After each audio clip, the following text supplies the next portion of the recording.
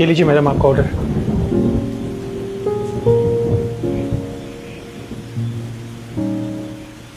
ये लीजिए भैया। अरे नहीं नहीं, आप रख लीजिए, ये आपके काम नहीं आएगा। Thank you madam. सुनिए भैया, बाहर इतनी ठंड हो रही है और आपने ये हाफ टी शर्ट पहन रखी है, आपको ठंड नहीं लग रही है? मैडम ठंड तो लगी रही है मुझे, बाकी ऑर्डर भी तो देने जाने हैं ना, पैसे कैसे कमाएंगे फिर। अच्छा भैया, अगर आपको बुरा ना लगे तो आप अंदर बैठ जाइए, मैं आपके लिए चाय बना देती हूँ। अरे नहीं नहीं मैडम, शुक्रिया आपका। लेट हो रहा है, मैं और भी ऑर्डर देने जाना है। देखिए, मैं तो बस आपसे रिक्वेस्ट ही कर रही हूँ, बस 2 मिनट की बात है। आप अंदर बैठिए, मैं आपके लिए चाय बना के लेके आती हूँ।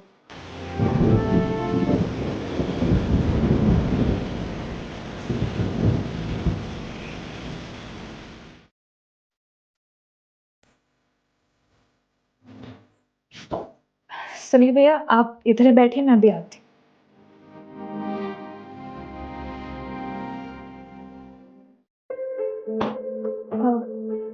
रुस्तम सुनो, वो बाहर डिलीवरी वाला आया है।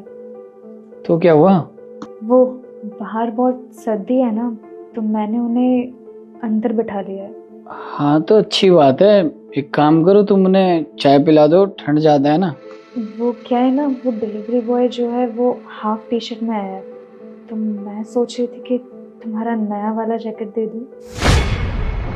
वो नई जैकेट जो कल लेकर आया था? हाँ वही जैकेट। अच्छा एक काम करो, दे दो, वैसे भी बाहर बहुत ठंड है। ठीक है, थैंक यू। अब मैं ये कह रही थी कि तुम दे दो चल के।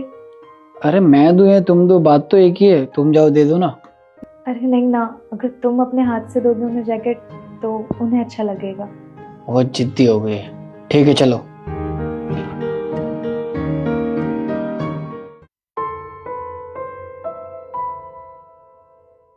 ये लीजिए चाय। शुक्रिया। भाई इतनी ठंड हो रही है, तुम कोई जैकेट वगैरह क्यों नहीं पहन के आए? ये आपकी बीवी है? जी हाँ, ये मेरी बीवी है। बहुत प्यार करते हो आप इनसे? हाँ बहुत प्यार करता हूँ मैं अपनी वाइफ से, लेकिन ये क्वेश्चन तुम क्यों पूछ रहे हो? क्योंकि भाई जो किस्मत आपकी है ना, जितना प्यार आपको मिल रहा है उतना प्यार मुझे कभी नहीं मिला। और आज मेरी जो भी हालत है वो मेरी बीवी की वजह से ही है। ये जॉब ना मैं उसी की वजह से कर रहा हूँ। कुछ साल पहले मैं एमएनसी कंपनी में जॉब किया करता था। वहाँ जॉब करते करते मुझे एक लड़की से प्यार हो गया। जैसे जैसे वक्त बढ़ा उसने मुझे प्रपोज किया, मैं भी उससे प्यार करता था। फिर हमारे रिलेशन को कुछ टाइम हो गया तो उसने मुझे शादी के लिए बोला। मैं भी राजी था, हमने शादी कर ली।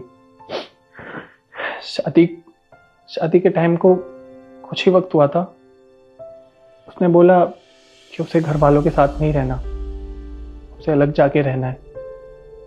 सब कुछ तो अच्छा चल रहा था, मैंने सोचा अगर वो घर वालों से दूर रह के खुश रह पाएगी तो दूर ही सही।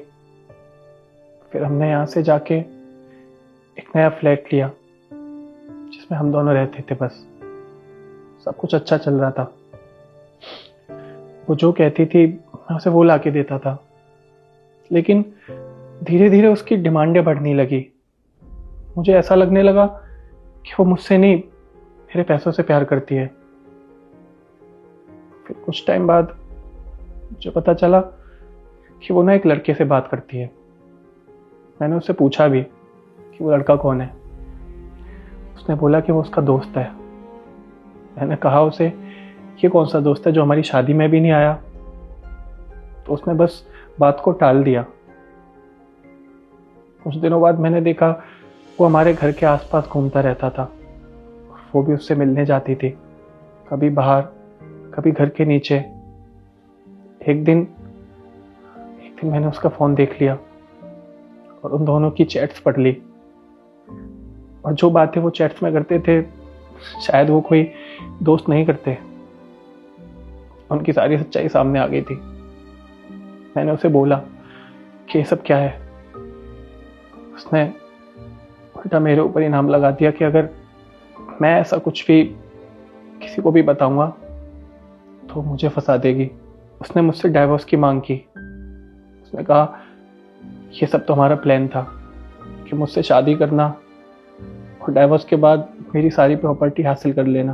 वो लड़का मुझसे पहले उसका बॉयफ्रेंड था। ये सब उनका प्लान था। बस डाइवोर्स के बाद उसने मेरी सारी प्रॉपर्टी, सारे पैसे, सारी गाड़ियां अपने नाम करवा ली। तब से यही जॉब कर रहा हूं मैं। मेरी कंपनी में भी मुझ पर झूठा इल्ज़ाम लगा दिया हरासमेंट का। मुझे कंपनी से भी निकाल दिया। मेरी सोसाइटी वाले सब मुझे गंदी नज़र से देखने लगे। मेरे घर वाले मुझसे दूर हो गए। कुछ नहीं बचा मेरे पास। बस इसीलिए अब ये जॉब कर रहा हूं मैं। यकीन नहीं होता कि आजकल के ज़माने में भी ऐसे लोग होते हैं। पैसों के लिए कोई इतना गिर जाएगा, कभी सोचा नहीं था। वैसे तुम्हारे साथ इतना कुछ हुआ, तुम अपनी फैमिली के पास क्यों नहीं गए? गया था उनके पास भी, ये सोच के कि अगर मेरे साथ कोई भी नहीं खड़ा तो कम से कम मेरे घर वाले तो मेरे साथ होंगे ना। जैसे ही घर पहुंचा मुझे पापा की वो बात याद आ गई कि अगर तू अपनी पसंद से शादी कर रहा है ना तो कर ले, लेकिन आज के बाद अगर तू हमारे पास वापस आया तो मेरा मरा मुंह देखेगा। इसलिए वो हिम्मत नहीं जुटा पाया कि उनके पास भी जाके उनकी मदद मांग सकूं। अपने प्यार को तो खो ही चुका था मैं, लेकिन अपनी इन हरकतों की वजह से अपने पापा को नहीं खोना चाहता था। इसलिए वहां से वापस आ गया और ये जॉब करने लगा। अब अपना पेट पालने के लिए कुछ ना कुछ तो करना था ना मुझे। कंपनी में वापस जा नहीं सकता था, सोसाइटी में कहीं मुंह नहीं दिखा सकता था, तो इसलिए ये जॉब कर रहा हूँ। बाकी मुझे माफ़ कर देना, अपनी वजह से मैं आप लोगों को परेशान कर रहा हूँ इतना। आपके साथ तो बहुत बुरा हुआ, लेकिन कोई बात नहीं।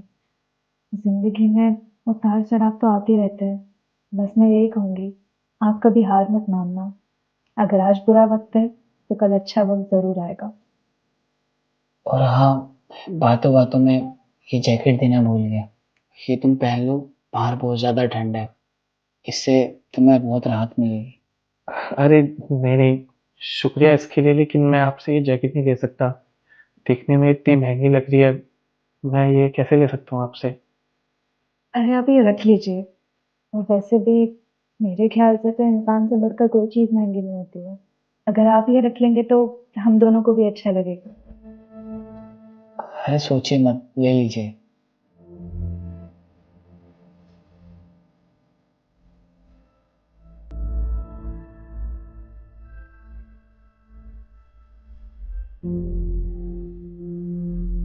शुक्रिया आप लोगों का। आप जैसे अच्छे लोग ना इस दुनिया में बहुत कम होते हैं। अब मैं चलता हूँ, मुझे और भी जगह डिलीवरी करनी है।